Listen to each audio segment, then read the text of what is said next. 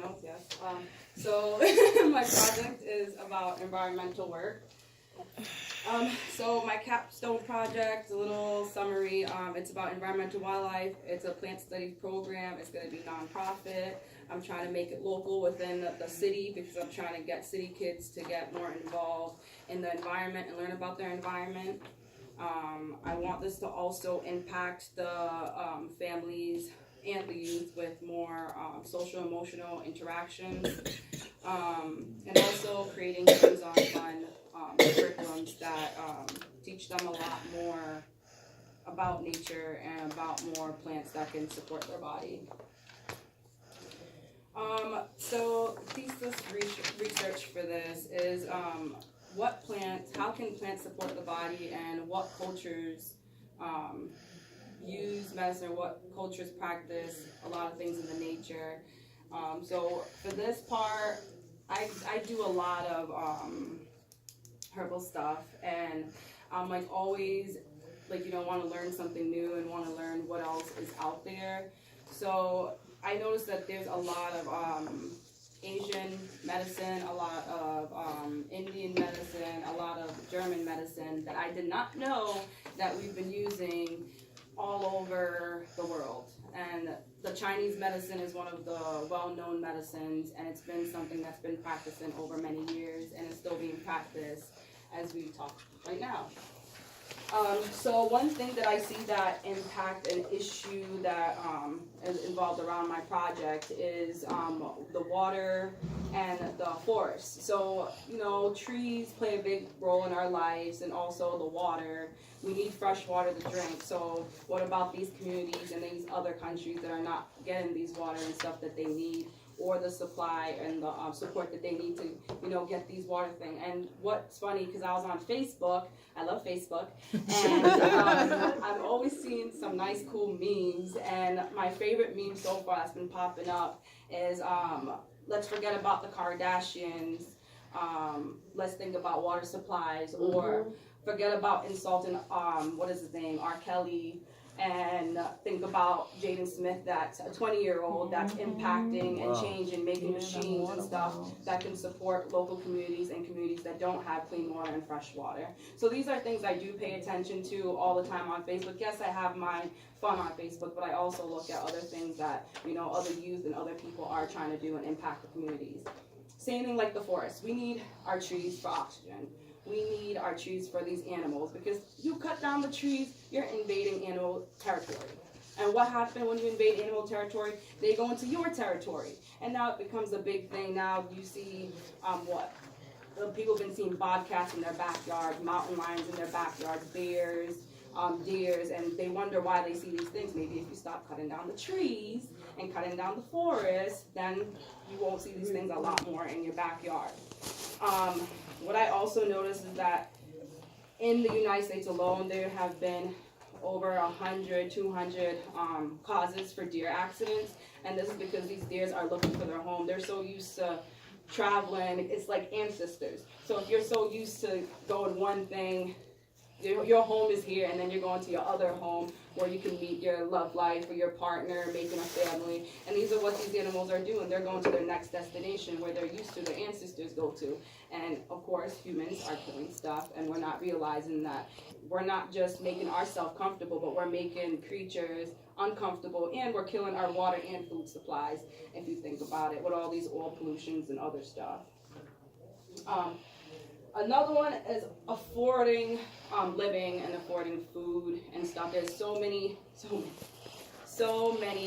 people that is still hungry.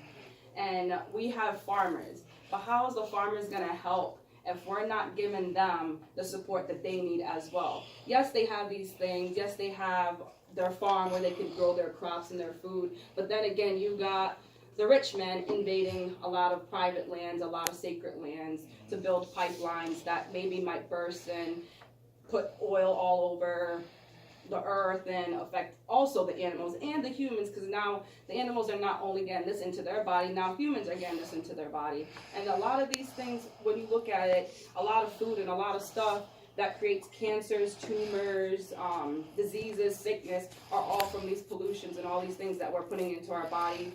and different things that we're eating that have been contaminated by just man-made stuff.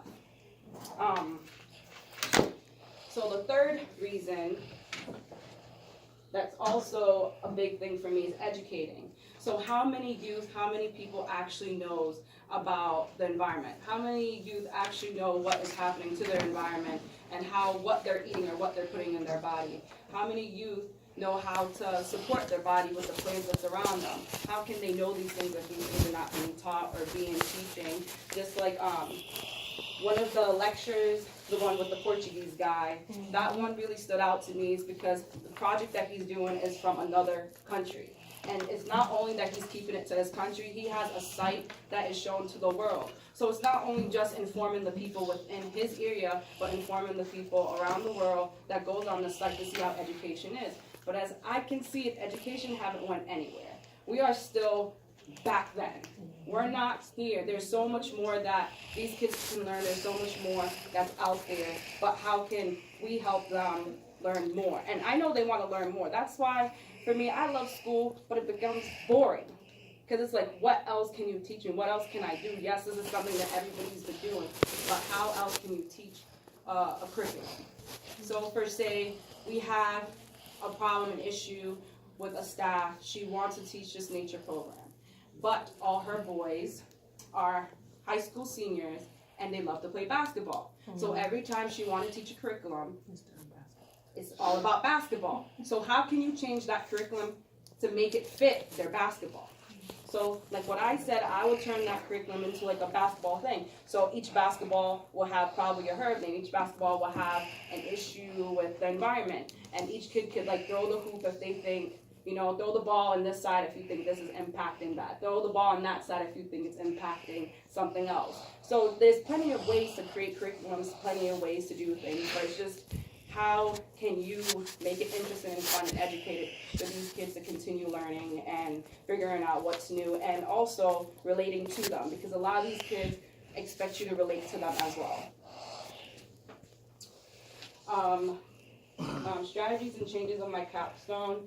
The way I have designed my curriculums is to fit around the kids that I work with, and I could create a curriculum that could fit around any age group because I've been practicing this already for the past 3 years, where I have worked with seniors in high school, sophomores and juniors, and then working with the Boys and Girls Club kids with the same curriculum, but tweaking it to fit that age group. So I have experience, and it is possible, but how many people can actually do it? Which is many.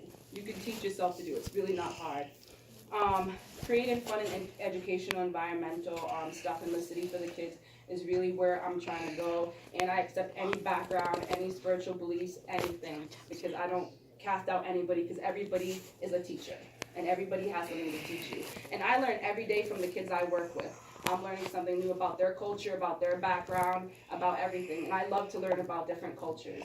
So a big part of my project also is to continue traveling, but also volunteering my time and volunteering my service to these communities and learning more about what is wrong and how are their stuff not getting supported, like food supplies, medicine supplies. Why aren't their herbal treatments being used more? Why do they have to pay more modern day pill medicines? Can't there be like other ways to support and help the community that these people live in? And also just teaching my workshops. My conclusion is helping the environment, supporting the body with plants, curriculum-based lessons that I've been doing, helping my community grow and other communities grow, sharing my service to other countries and branching out from there, teaching workshops that can support in many different ways from helping the body, and seeing other ways that I can approach these projects and fit into every child's learning, which is hands-on, visuals, vocally, and just a refresher. So these are going to be lessons where they're going to be doing hands-on things. They're going to be seeing it visually. They're also going to be talking about it together. And then at the end is a refresher. What did you learn? What do you think should have been done differently? How else can we go about this project? And a quote that I found that was really nice is, "Together we can change the world. Just one random act of kindness at a time." This is from Ron Hall, and that's mine.